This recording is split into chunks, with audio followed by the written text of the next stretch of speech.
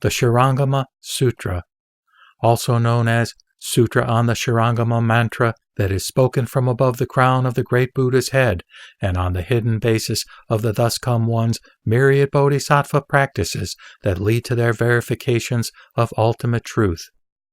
Fascicle 1 of 10. Translated into Chinese in the Tang Dynasty on 23 May 705 AD at Chu Monastery in Guangzhou by Shramana Paramiti from central India. Reviewed by Shramana Meghashika from Udayana. Verified by Shramana Huaidi from Nanlo Monastery on Mount Lufo of Shunzhou. Edited by attending minister, court regulator, and former state censor Fang Grong from Jinghe, a disciple of the Buddha and follower of the Bodhisattva precepts. Translated from Chinese into English by Charles Luck. The unsurpassed, profound, and wonderful Dharma is difficult to encounter in hundreds of millions of eons. I now see and hear it, receive and uphold it, and I vow to fathom the Tathagata's true meaning. Chapter 1. The Noumenon in the Tathagata Store. Thus have I heard. Once the Buddha stayed in the Jetavana Vihara near Shravasti with 1,250 bhikshus, most of whom were great arhats who had crossed the stream of transmigration. They held up his teaching firmly, could leap over all realms of existence, and had achieved the respect-inspiring deportment which was held in great esteem throughout the country. They followed the Buddha to turn the wheel of the law, and were qualified to hand down his Dharma. Being self-disciplined, they set a good example in the three worlds in which they appeared in countless transformation bodies to deliver beings and to save future generations from defilement. They were led by Sariputra the Wise, Mahamaugalyayana, Mahakaustila, Purnametra Yani Putra, Subhuti, and Upanishad. There were also countless Pratyeka Buddhas who, since they had conquered their old habits, had nothing more to learn, yet came to the Buddha's Vihara determined to seek ultimate truth. Now, the summer retreat had just finished when the bhikshus took stock of their errors and mistakes, and when the bodhisattvas from the 10 directions, determined to wipe out their remaining doubts and suspicions, reverently awaited the teaching in their search for its esoteric meaning. And so the Tathagata arranged his seat and sat with crossed legs to proclaim the profound doctrine. Such a Dharma feast to purify the assembly had never taken place before, and his melodious voice was heard in the 10 quarters. Led by Manjushri, a number of bodhisattvas, as countless as sand grains in the Ganges, had come to the holy place. Meanwhile, King Prasenajit, who was keeping the anniversary of his father's death by offering vegetarian food to him, came personally to invite the Tathagata to the inner palace for a royal feast of best and rarest delicacies, to which he also invited the great bodhisattvas in the assembly. In the city, the elders and devotees also offered food to members of the order and reverently waited for the Buddha's arrival. Ananda's weakness, the reason for this sermon. Commanded by the Buddha, Manjushri took the bodhisattvas and arhats to the royal feast. Ananda, however, had not come back from a distant engagement, and so was not among the invited.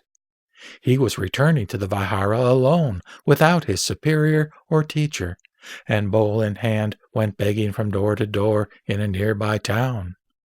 He intended to call first on a donor who had not given food to the monks that day, regardless of whether or not he was virtuous, a noble, or an outcast. In his practice of universal compassion, he did not especially choose a poor man as his patron. He wanted to help all living beings earn countless merits, for he had seen the Buddha scold Subhuti and Mahakashyapa, who, though being arhats, could not realize universal mind when begging for food. He very much admired his teaching, which had eliminated all his doubts and suspicions in this respect. So when he reached the town's gate, he walked slowly, adjusting his being to the rules of discipline.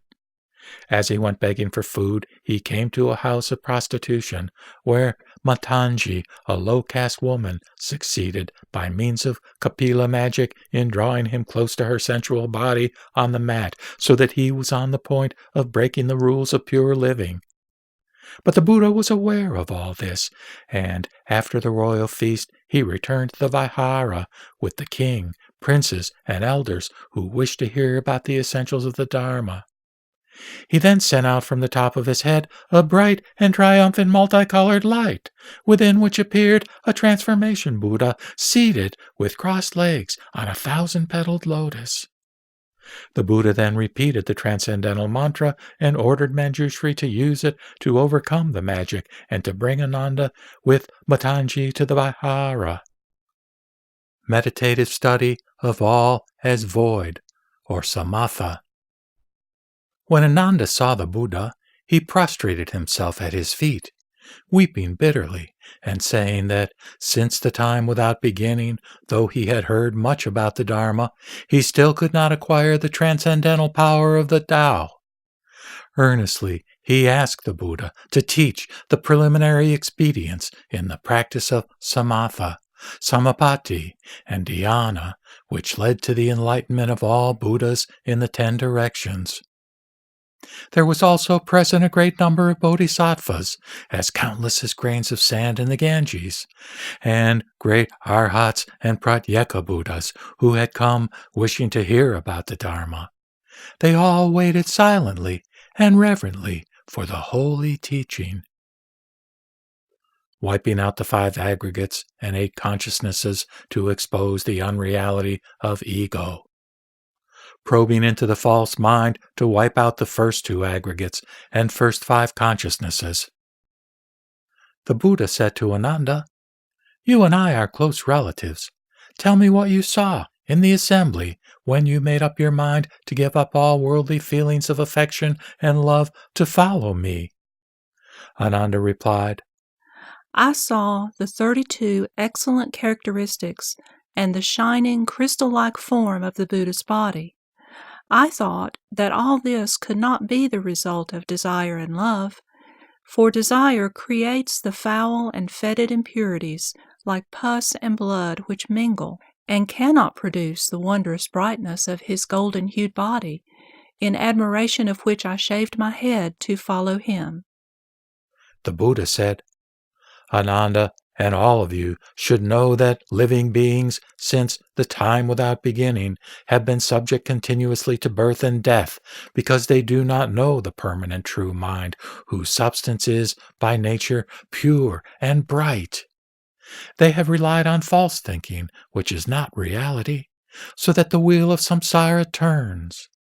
Now, if you wish to study the unsurpassed Supreme Bodhi to realize this bright nature, you should answer my questions straightforwardly.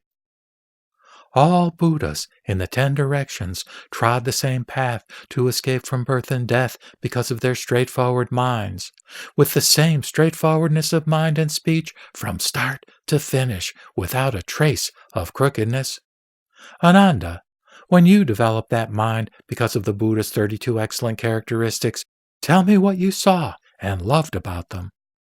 Ananda replied, "World-honored one, my love came from the use of my mind, my eyes seeing and my mind admiring them, so that it was set on relinquishing birth and death." The Buddha continued, "As you just said, your love was caused by your mind and eyes. But if you do not know where your mind and eyes really are, you will never be able to destroy delusion.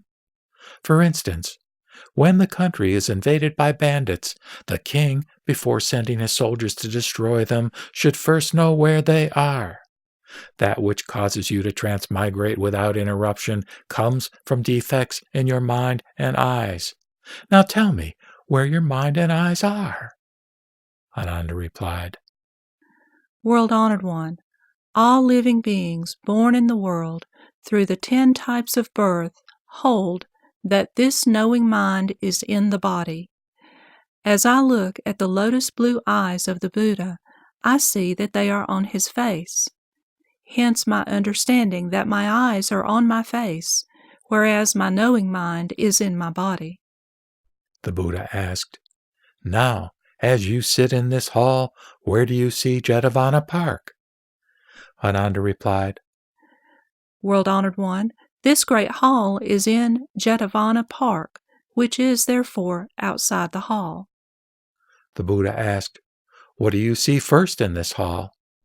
Ananda replied, World-honored one, in this hall I see first the Tathagata, then the assembly, and only when looking outside do I see the park. The Buddha asked, "When you see the park, what causes you to do so?" Ananda replied, It is because the doors and windows are open that I, though sitting in this hall, see the park outside.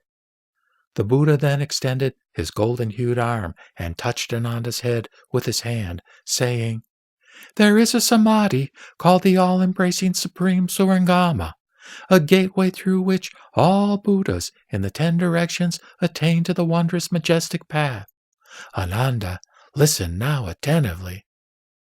Ananda prostrated himself at the Buddha's feet and knelt to receive the holy instruction.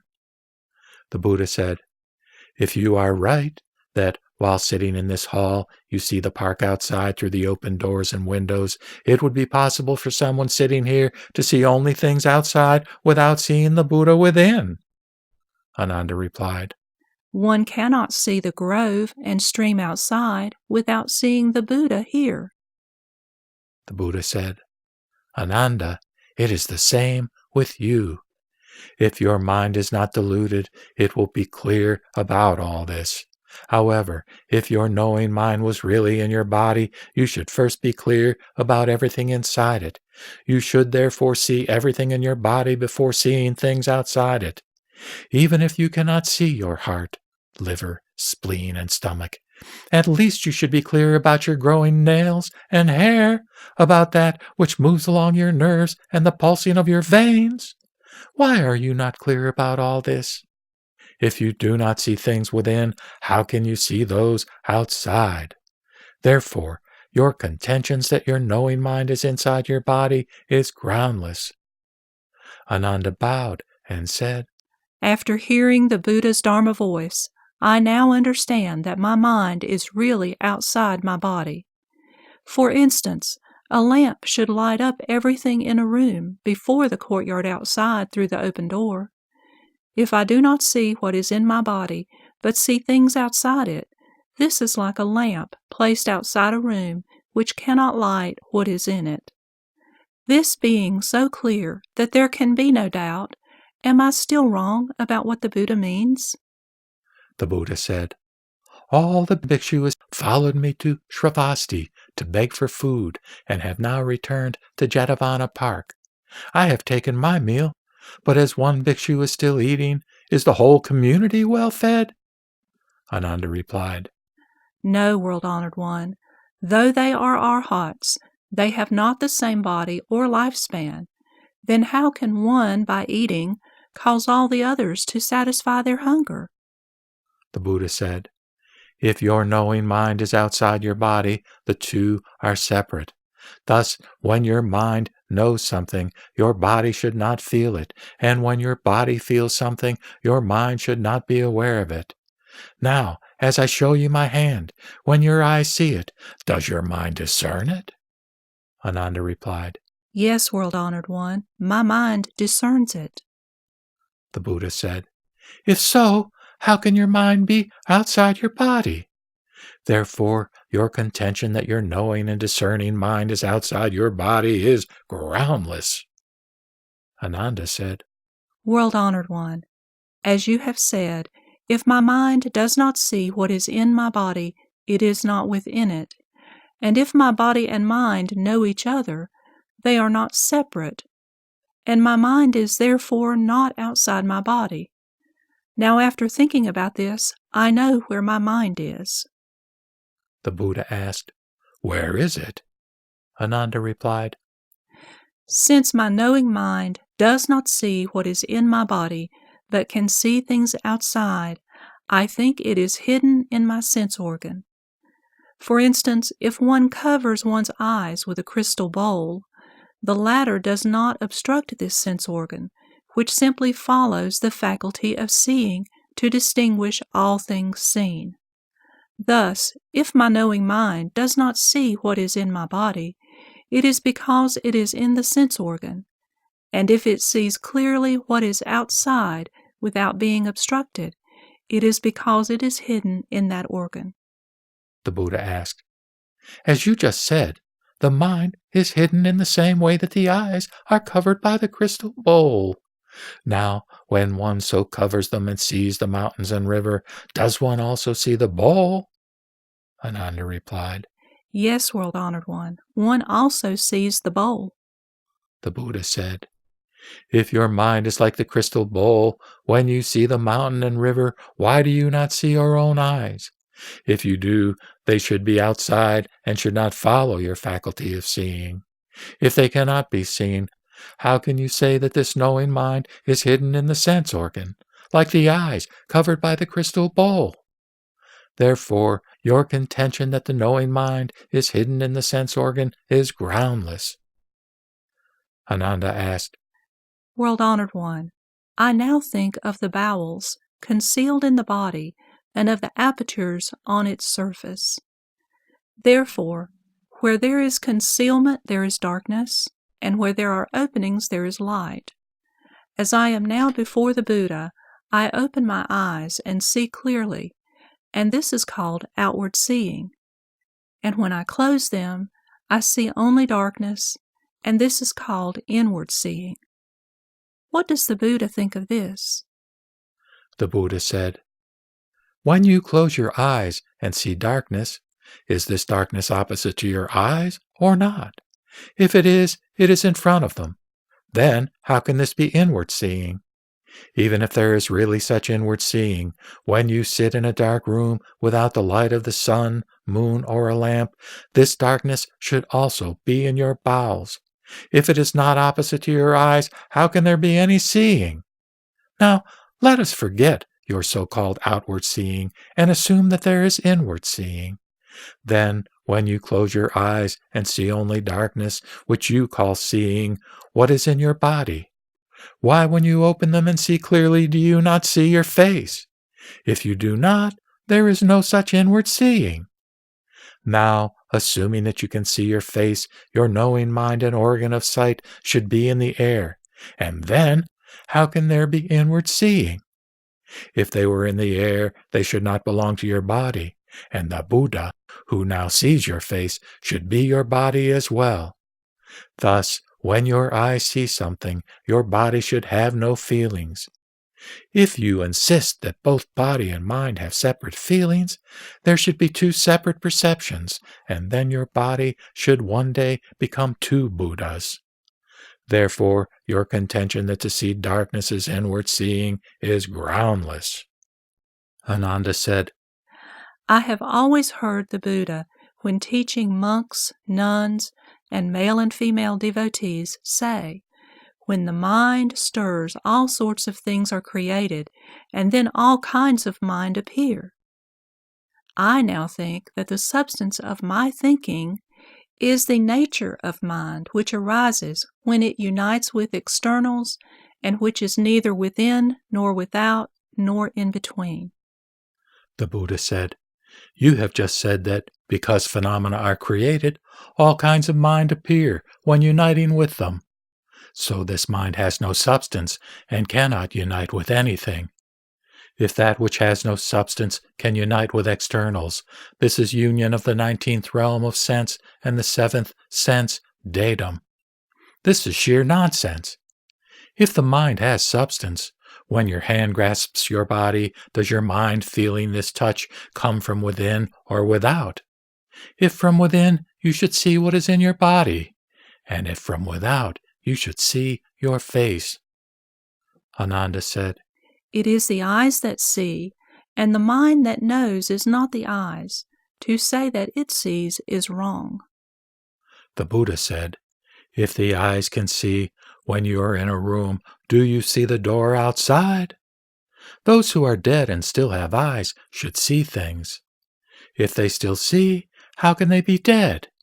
Ananda, if your knowing mind has substance, is that substance single or manifold? As it is in your body, does it spread to every part of it or not? If it is one substance, when you grasp a limb, all four should feel that they are grasped.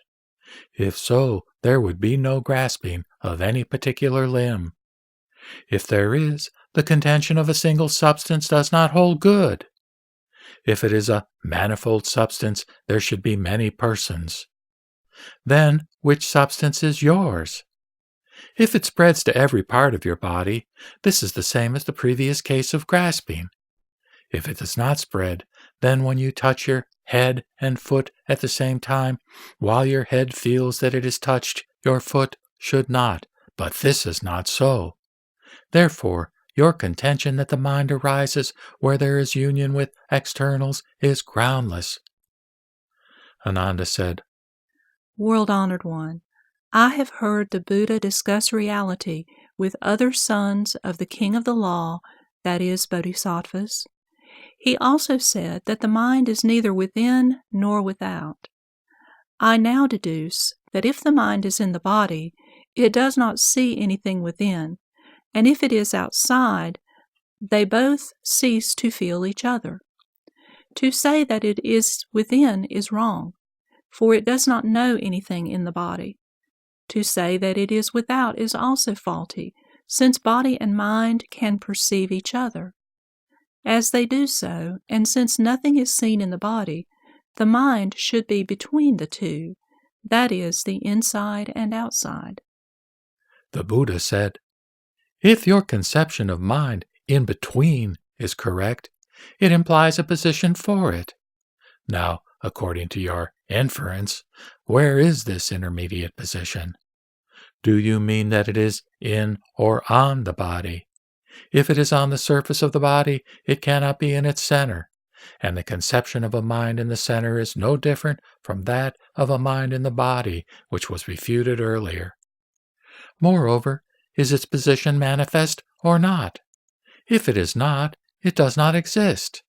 If it is not fixed. Why? For instance, if a stake is driven into the ground to mark a center, when seen from the east, it is in the west, and when seen from the south, it is in the north. As this stake can only lead to confusion, so is your conception of a mind in between completely chaotic. Ananda said, The intermediate position that I mentioned is not these two. As the world-honored one has said, the eyes and form are causes from which sight perception arises. While the eyes can distinguish, form does not follow anything, and perception lies between them. Hence, the mind arises. The Buddha said, If the mind lies between sense organs and sense data, does it include both or not? If it does, its substance and what is outside will be mixed up together. And since the mind perceives while its objects do not, two opposites will be set up. Then how can there be an intermediate position? If it is not inclusive, that is, if it is independent of the sense organs and sense data, being neither the knower or subject nor the known or object, it has no substance. Then what is this intermediate? Therefore, your contention that it is in between is groundless. Ananda said, World-honored one, previously when I saw the Buddha, with his 4 chief disciples, Maha-Madhyayana, Subhuti, Purnamatrayani-putra, and Sariputra, turn the wheel of the law, he always said that the nature of the knowing and discriminating mind is neither within nor without, nor between the two, exists nowhere and clings to nothing, and hence is called mind. Is that which does not cling to things called mind? The Buddha replied, You just said that the nature of the knowing and discriminating mind exists nowhere.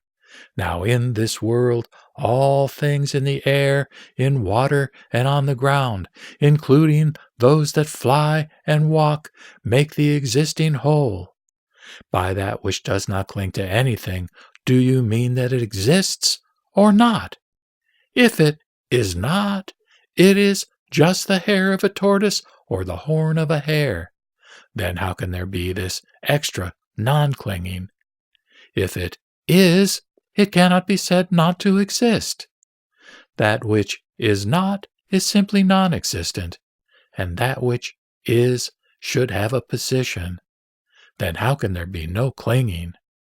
Therefore, your contention that that which does not cling to anything is the knowing mind is groundless.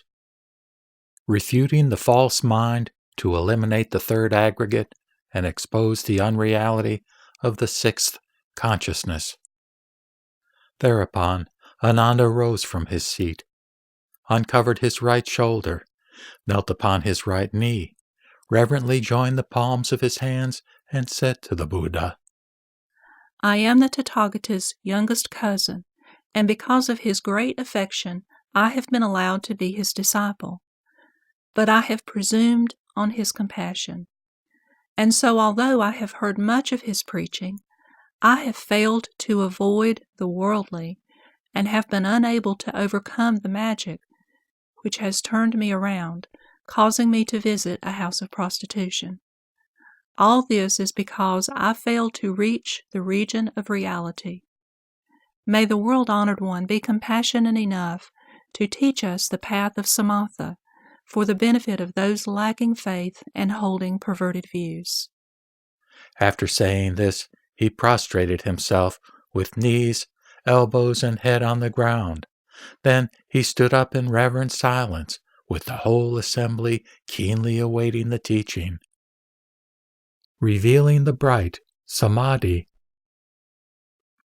By the Buddha's transcendental power, all sorts of rays of light, as brilliant as hundreds and thousands of suns, shone from his forehead, illuminating all the Buddha lands, which shook with 6 kinds of quake.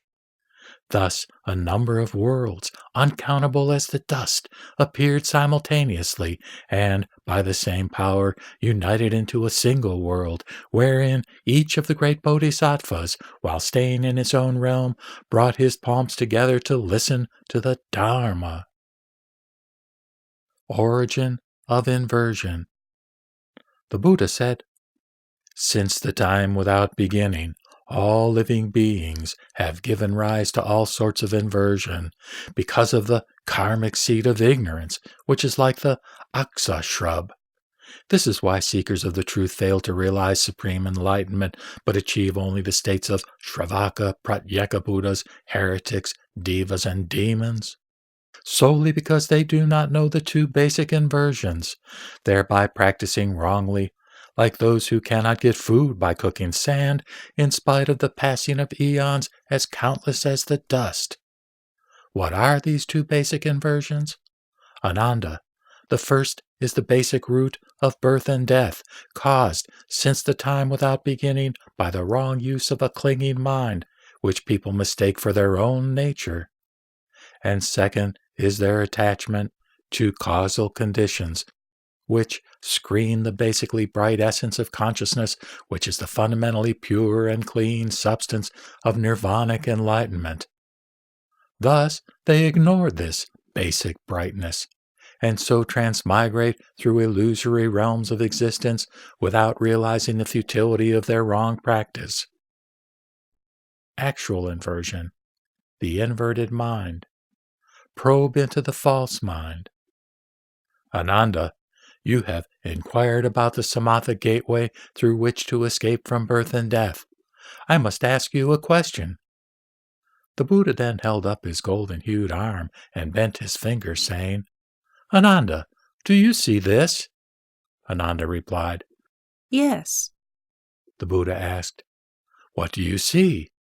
Ananda replied, I see the Buddha raise his arm and bend his fingers, showing a shining fist that dazzles my mind and eyes. The Buddha asked. How do you see it? Ananda replied. I and all those here use the eyes to see it. The Buddha asked, You say that I bend my fingers to show you a shining fist that dazzles your mind and eyes. Now tell me, as you see my fist, what is that mind which perceives its brightness? Ananda replied, As the Tathagata asks about the mind, and since I am using my own to search for it exhaustively, I conclude that that which searches is my mind. Thinking is unreal. The Buddha said, Hey, Ananda, this is not your mind. Ananda stared with astonishment, brought his two palms together, rose from his seat and asked, If this is not my mind, what is it?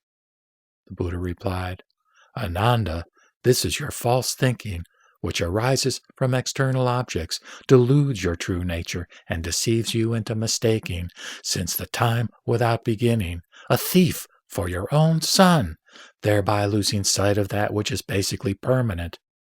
Hence the round of birth and death. The sixth consciousness is empty. Ananda said, I am the Buddha's beloved youngest cousin, whose mind so admired him that I left home to serve and make offerings to the Tathagata and to all Buddhas and enlightened teachers in lands as countless as sands in the Ganges. If I am determined to do all difficult Dharma duties, it is because I use this mind. And even if I now slander the Dharma, causing my excellent qualities to weaken forever, it is also because of this mind. If it was not mind, I would have no mind, and would be like the earth or a log, for nothing exists beyond what I feel and know. Why does the Buddha say that this is not mind? This frightens me, and also this assembly, and not one of us here can avoid being doubtful and suspicious about it. Will you be so compassionate as to enlighten us? From his lion's seat, the Buddha, in order to teach Ananda and the assembly, so that they could all achieve the patient endurance of the uncreate, or anutpatika dharma kashanti, held out his hand to touch Ananda's head, saying, The Tathagata has always said that all phenomena are manifestations of mind, and that all causes and effects, including all things from the world to its dust, take shape solely because of the mind. Ananda, if we look at all the worlds and all existing things, including even grass and leaves, and investigate their roots, they are all made of matter and have qualities. And even the empty void has its name and appearance. Then how can the pure and clean, profound, bright mind, which is the underlying nature of every discriminating mind, be without its own substance? If you grasp firmly the knowledge which comes from your discriminations between feeling and seeing as your true mind, it should have its own nature, independent of all sense data such as form, smell, taste, and touch. As you now listen to my sermon on the Dharma, you differentiate because you hear my voice. The seventh consciousness is unreal. Even if you succeed in putting an end to all seeing, hearing, feeling, and knowing, and so preserve inner quiet, the shadow of your differentiation of things or Dharma still remains. I do not want you to hold that this is not mind, but you should examine it carefully and minutely.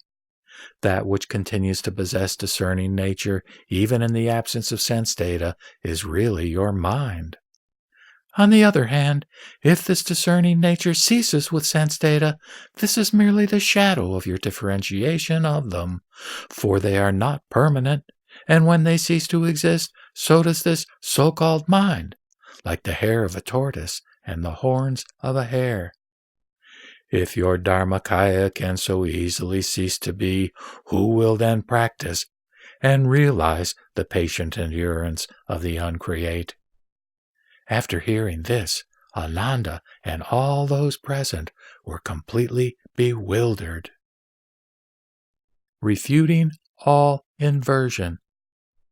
The Buddha said, practicing students, even after they have realized the 9 successive states of dhyana, still cannot step out of the stream of transmigration and so fail to become arhats, because they cling to this samsaric false thinking which they mistake for reality. This is why, though you have heard much of my Dharma, you have failed to win the holy fruit. The inverted perception. After hearing this, Ananda, in bitter tears, prostrated himself with his head, knees, and elbows on the ground, knelt, and brought his 2 palms together, saying, After I left home to follow the Buddha, I merely relied on his transcendental power, and always thought that I could dispense with practice, since he would bestow samādhi upon me.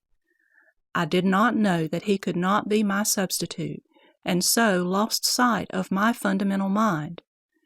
This is why, though I joined the order, my mind was unable to enter the Tao.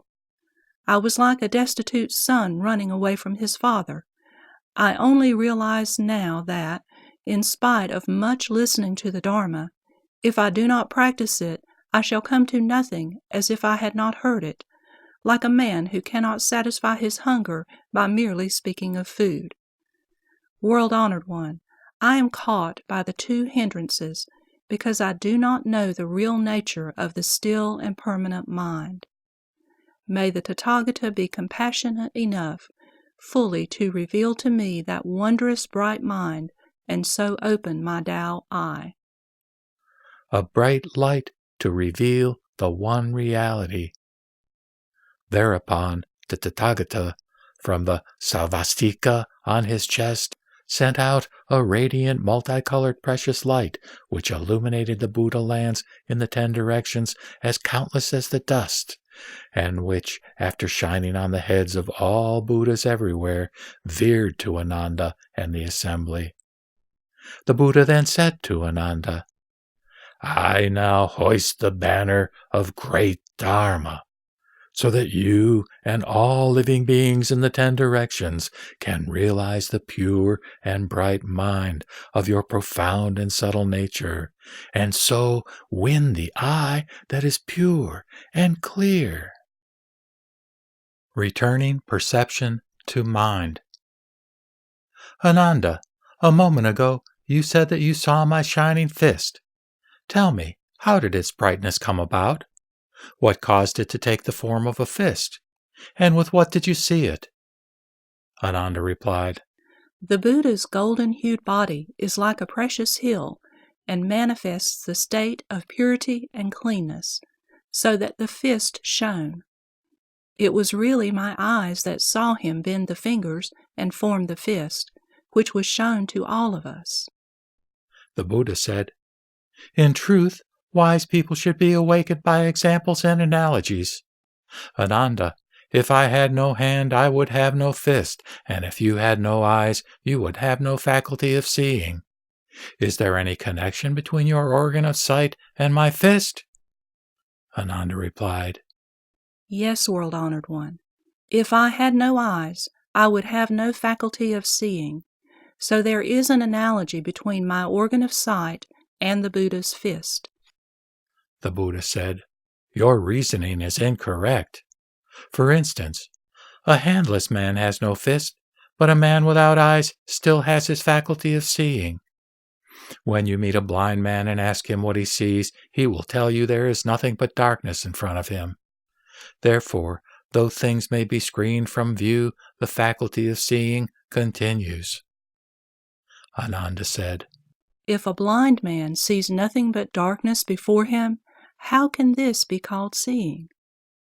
The Buddha asked, Is there any difference between the darkness seen by a blind man in front of him and that seen by a man who is not blind when he is in a dark room?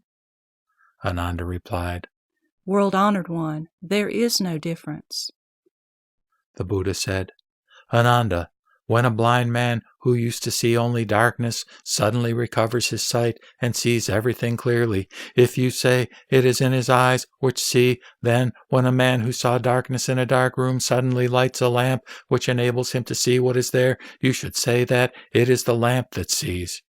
If a lamp can see things, it should have the faculty of seeing, and should not be called a lamp. If it really sees, it has no relation to you. Therefore, you should know that while the lamp can reveal form, seeing comes from the eyes, but not from the lamp. Likewise, while your eyes can reveal form, the nature of seeing comes from the mind, but not from the eyes. Inverted men. Although Ananda and the assembly had heard these words, they remained speechless.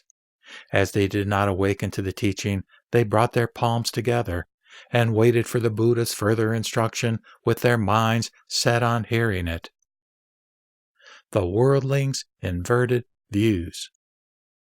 The Buddha then held up his shining hand, straightened his fingers to give further instruction to Ananda and the assembly, and asked, "After I attained enlightenment, or Bodhi, I went to Mrigadava Park, where I told Ajnata, Kaundinya, and his group of 5 bhikshus, as well as you monks, nuns, and devotees, that all living beings failed to realize enlightenment and became arhats, because they were misled by foreign dust which created delusion and distress by entering their minds.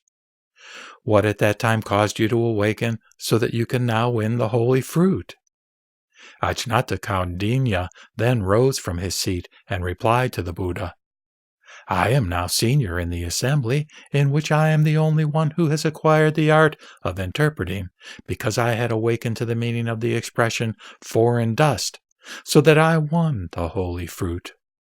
World-honored one, foreign dust is like a guest who stops at an inn where he passes the night, or eats something, and then packs and continues his journey because he cannot stay longer. As to the host of the inn, he has nowhere to go. My deduction is that one who does not stay is a guest, and one who stays is a host. Consequently, a thing is foreign when it does not stay. Again, when the sun rises in a clear sky and its light enters the house through an opening, the dust is seen to dance in the ray of light, whereas the empty space does not move.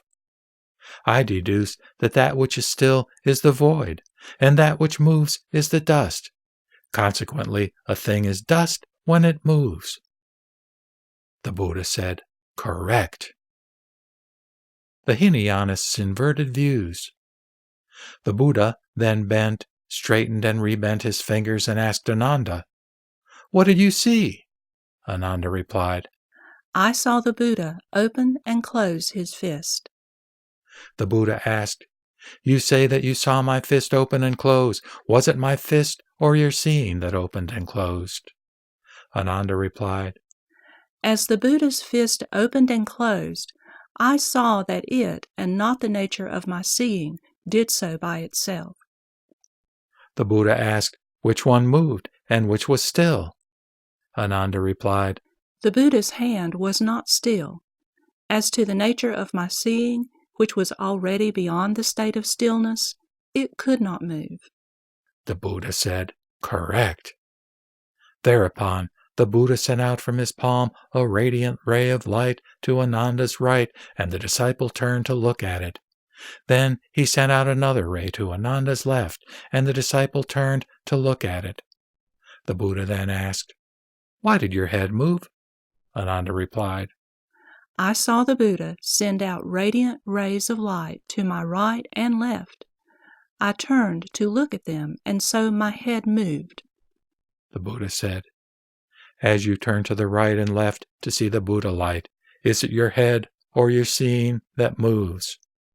Ananda replied, "World-honored one, it is my head that turns.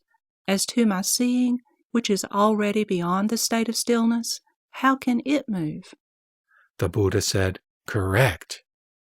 The Buddha then declared to the assembly, "So every worldly man knows that what moves is dust, and that he who does not stay is a guest. You have seen Ananda, whose head moved of itself, whereas his seeing was unmoved. You have also seen my fist, which opened and closed of itself, whereas his seeing neither expanded nor contracted. Why do you still regard the moving as your body and surroundings, and so from the beginning to end allow your thoughts to rise and fall without interruption, thereby losing sight of your true nature and indulging in backward actions? By missing the true mind of your nature and by mistaking illusory objects for yourselves, you allow yourselves to be caught in the wheel of samsara, thereby forcing yourselves to pass through transmigrations.